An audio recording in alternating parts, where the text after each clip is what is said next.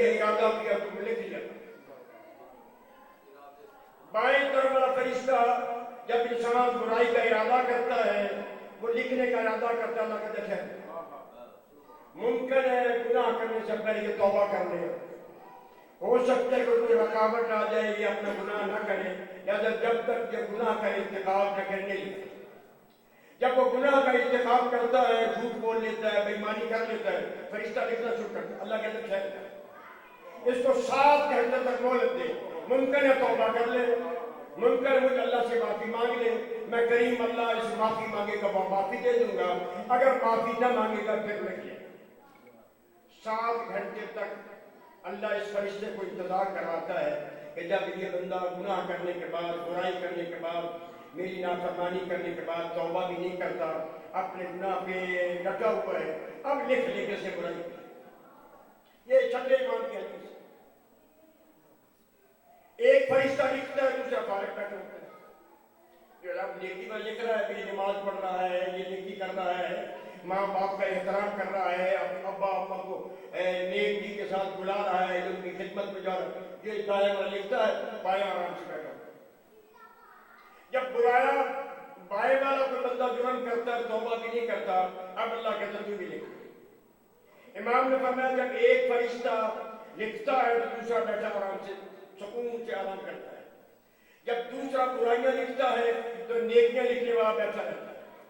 یہ کہنے کے بعد امام نے فرمایا اے ابو بشیر تجھے ایسا عمل نہ بتا دوں جس میں دونوں فرشتے مصروف ہو جائیں۔ نیکیاں جب کرتا ہے تو برائیاں لکھنے والا آرام سے بیٹھا ہے، سکون سے بیٹھ کے نیکیاں کر رہا ہے، میں نے تو برا لکھا۔ جب گناہ کرنے والا گناہ کرتا ہے اور وہ توبہ بھی نہیں کرتا جیسے میں نے عرض کیا، تو پھر اس وقت یہ برائیاں لکھتا ہے، نیکیوں والا خاموش بیٹھا ہے۔ تیرے میرے لجپال امام فرماتے ابو بشیر تجھے ایسا عمل نہ بتا دوں کہ یہ بھی مشروط ہو جائے، یہ بھی مشروط ہو جائے۔ مولا ارشاد فرمائے فرمایا جب کوئی بندہ سیدہ کائنات کے دشمن پہ لعنت بھیجتا ہے، یہ نیکیاں لکھنا شروع کر دیتا ہے، یہ برائیاں مٹانی شروع کر دیتا ہے۔ اسی لیے معصوم نے فرمایا جس کے دل میں دشمن زہرا میں ذرا سی بھی ہمدردی ہو، سیدہ کائنات کے دشمن سے ذرا بھی نرم جوشا رکھتا ہو، وہ بندہ قابل معافی نہیں۔ اور حضور سرور کائنات صلی اللہ علیہ وسلم نے کیا فرمایا؟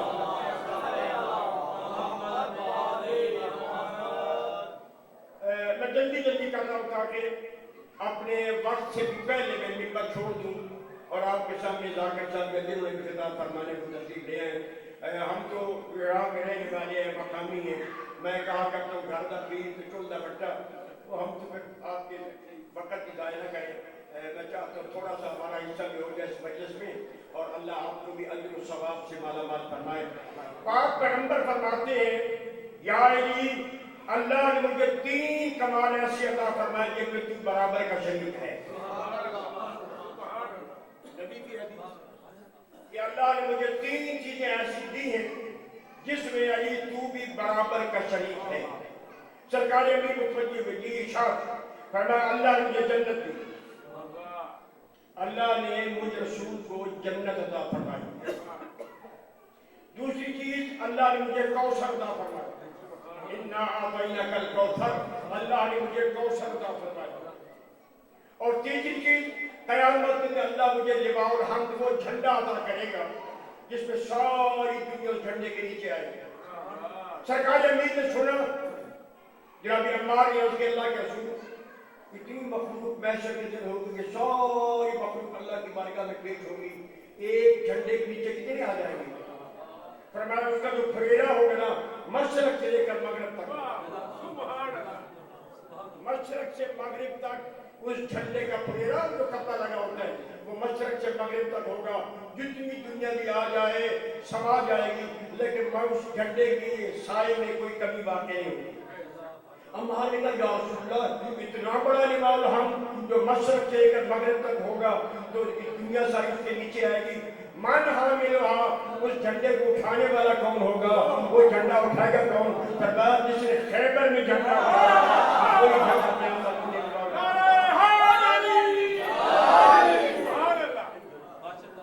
اللہ نے مجھے جنت دی، لیکن علی تو شریک ہے، قسیم النار والجنت تو ہے، جنت کو تقسیم کرنے والا علی تو ہے۔ اللہ نے مجھے کوثر عطا فرمایا، ساقی ہو انت، اس کوثر کا پلانے والا علی تو ہوگا۔ اللہ نے مجھے لواء الحمد عطا فرمائے گا، وہ لواء الحمد کو اٹھانے والا تو ہوگا۔ تین چیزیں اللہ مجھے دے گا اور ان تینوں چیزوں میں تو میرے ساتھ شریک ہوگا۔ پھر فرمایا علی اوتیتا سلاسل لم یؤتہن حتی انا، اللہ نے مجھے تین چیزیں تجھے اللہ ایسی عطا فرمائے گا، اے علی اللہ تجھے تین چیزیں ایسی دے گا اس میں کوئی حصے دار نہیں اب تک مجھ نبی کو کچھ چیزیں نہیں ملی۔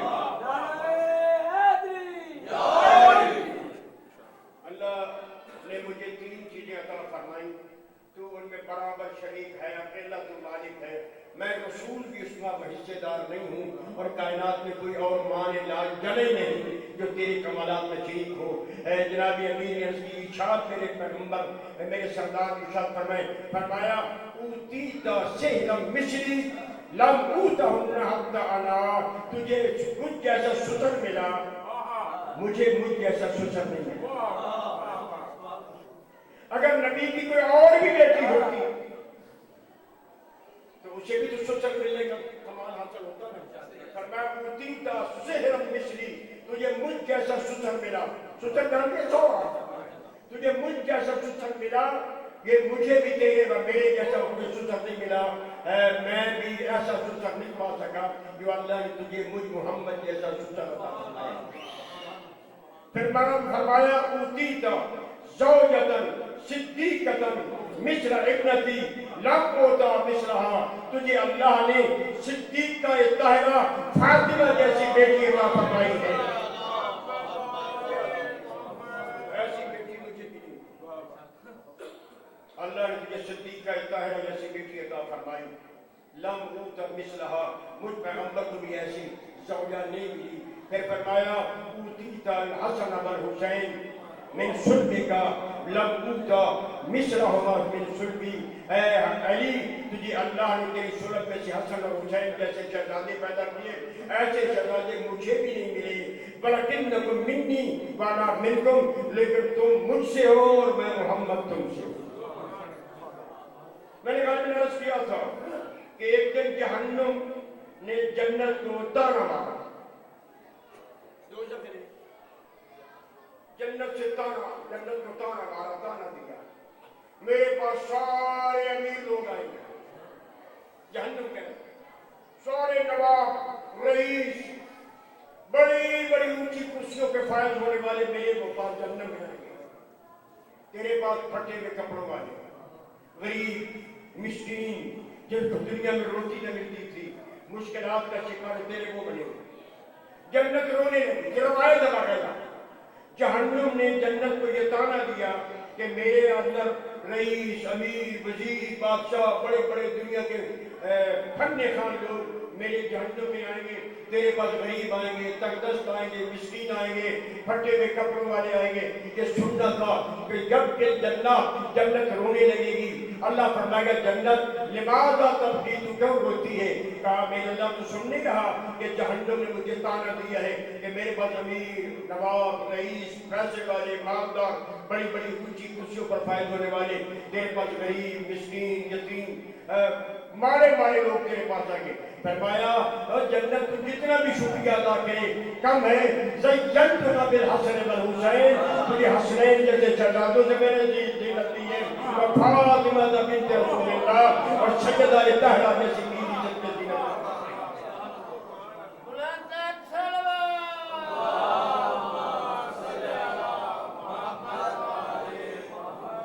جب اللہ نے جناب آدم علیہ السلام کو خلق فرمایا، اماں حوا بابا آدم، خدا نے فرمایا تھا نا کہ انی جاعل فی الارض خلیفہ، میں زمین میں خلیفہ بنانے والا ہوں، اور جب میں اس میں روح پھونک لوں تو فقعوا لہ ساجدین، سجدے کے اس کے لیے جھک جاؤں گا۔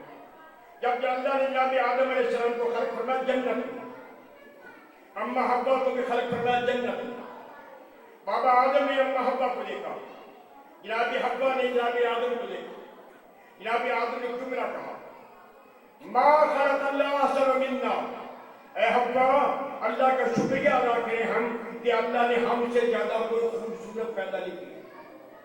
قرآن بھی کہتا ہے نا کہ والتین والزیتون وطور سینین وہذا البلد الامین لقد خلقنا الانسان فی احسن تقویم.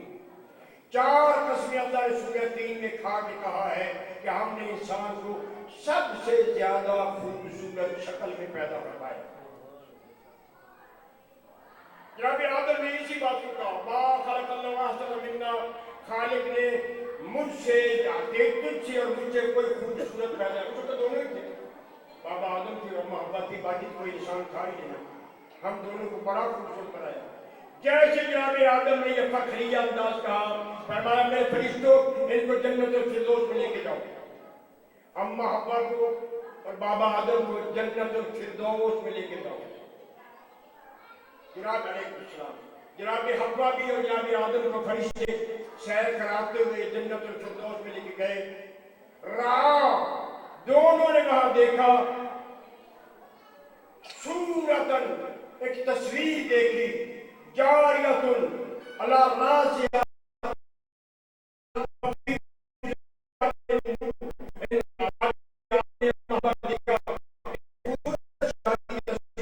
جس پر نور کا تاج ہے، جس کے کانوں میں نور کے گوشوارے ہیں.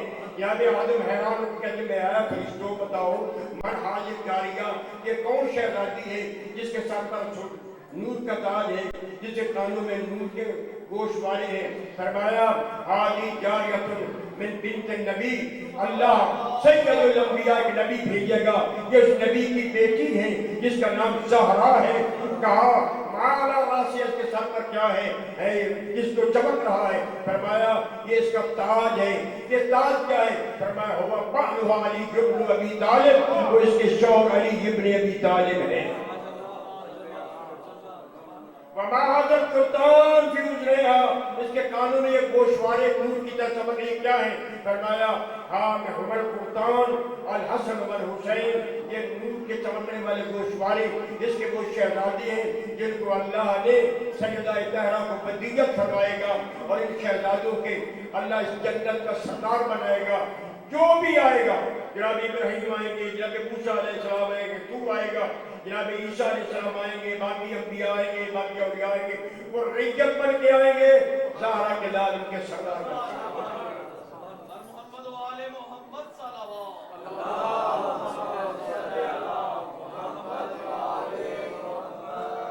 جس شہزادی کا یہ مقام ہو کہ اللہ جنت میں دنیا میں آنے سے پہلے کے وجود کو لوگوں سے تعارف کروا رہا ہو بابا آدم سے کہ یہ وہ میری شہزادی ہے کہ جس کے سر پر تاج نور ہوگا علیہ السلام، جن کے کانوں میں نور کے گوشوارے ہوں گے. کیا وہ خود نور نہیں ہوگا؟ وہ سجدہ بھی نور ہوگا. جس طرح علی ولی ہے اس طرح سجدہ بھی ولی یا خدا ہے. جس طرح علی پوری کائنات پہ عالم الکون وما یکون وما هو قائم الی یوم القیامہ، جو کچھ گزر چکا ہے اس کو علی بھی جانتے ہیں، جو ہونے والا قیامت تک اس کو بھی مولا علی جانتے ہیں. وما هو قائم الی یوم القیامہ، جو چیز قیامت تک ہوتی رہے گی سیدہ اس سے بھی واقف ہے.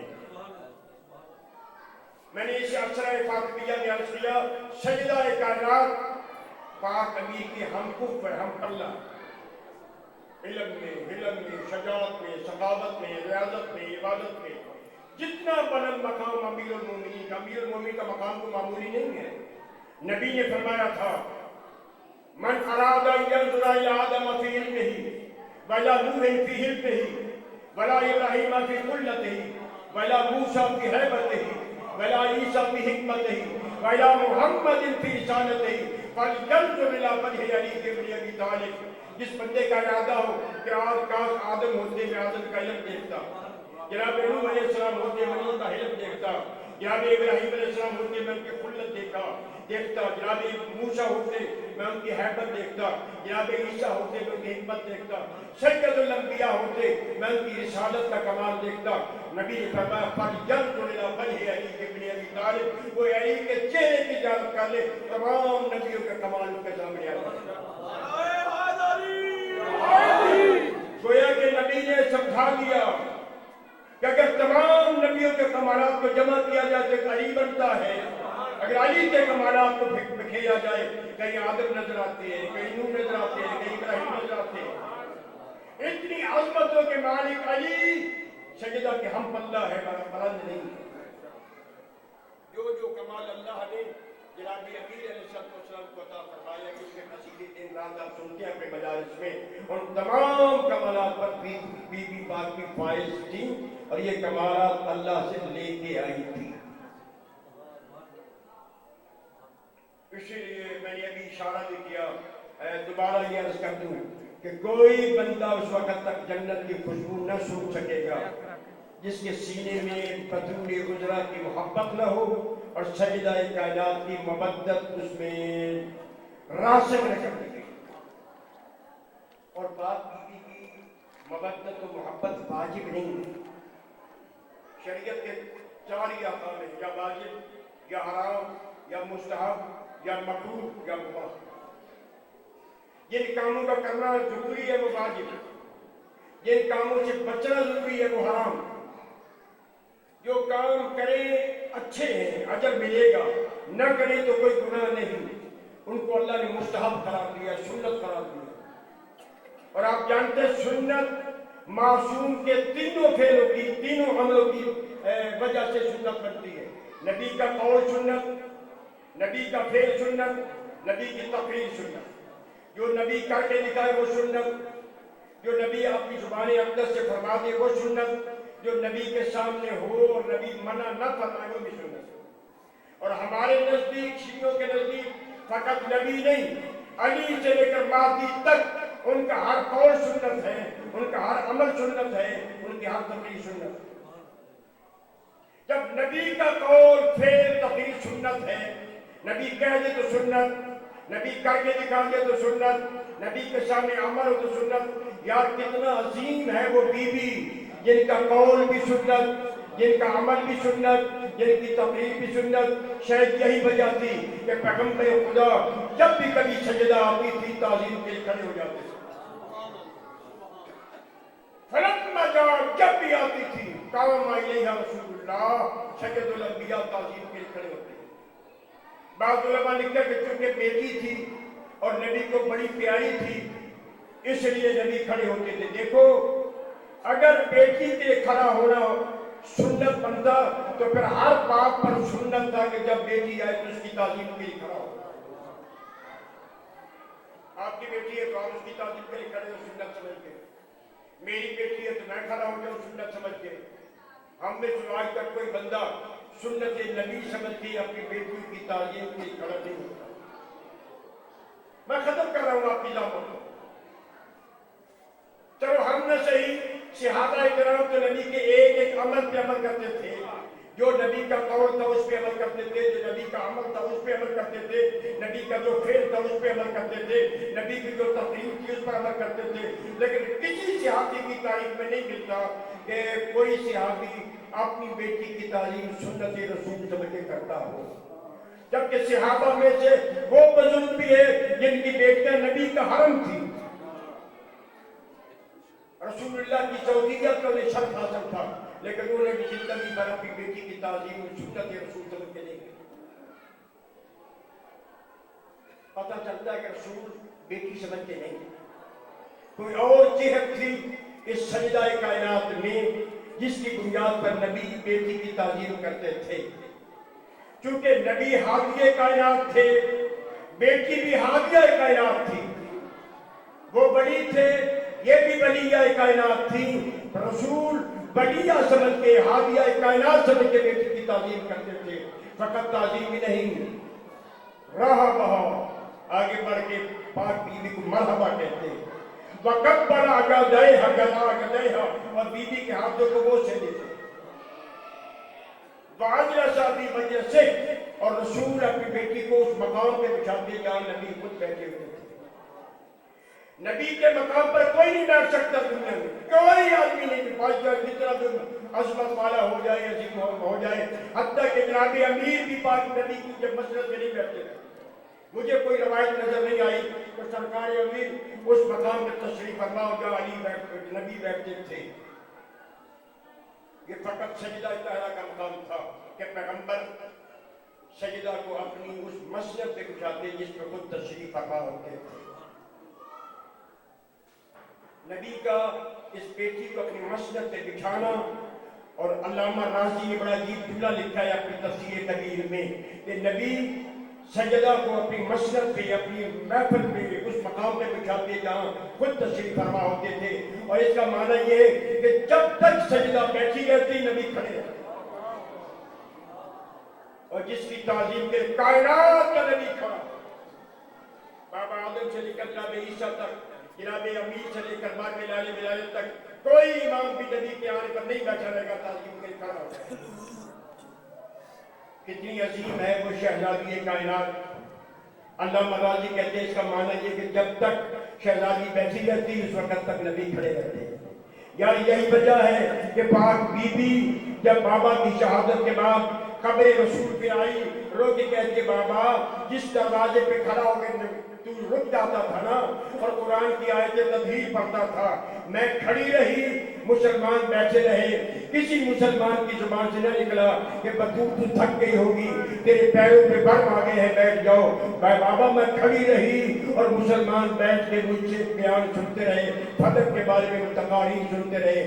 پھر فرمایا بابا وہ ہاتھ جن کو تو چومتا تھا، بوجھ سے دیکھتا تھا، مسلمانوں نے وہ ہاتھ توڑ دیا ہے. آج میں اسی ہاتھ سے تسبیح نہیں کر سکتی، میں کھڑے ہو کے نماز نہیں پڑھ سکتی. اے بابا مجھ پہ اتنا ظلم کیا کہ سبت علیہ وصائب لو اللہ سبت علی الایام شبنا لیالیا. بابا اگر یہ مصیبتیں پہاڑوں پہ گرتی، پہاڑ ریزہ ریزہ ہو جاتے، سفید دلوں پہ گرتی، سیاہی میں تبدیل ہو جاتے. عزادار یہ کہتی ہوئی آپ کی مخدومہ اس دنیا سے چلی گئی. 3 جماعت ثانی کو سجدہ کا جنازہ اٹھا. بس آخری میں نے کل رات کے کسی موقع پر کیا تھا کہ مخدومہ کے جنازے میں کل 9 آدمی تھے.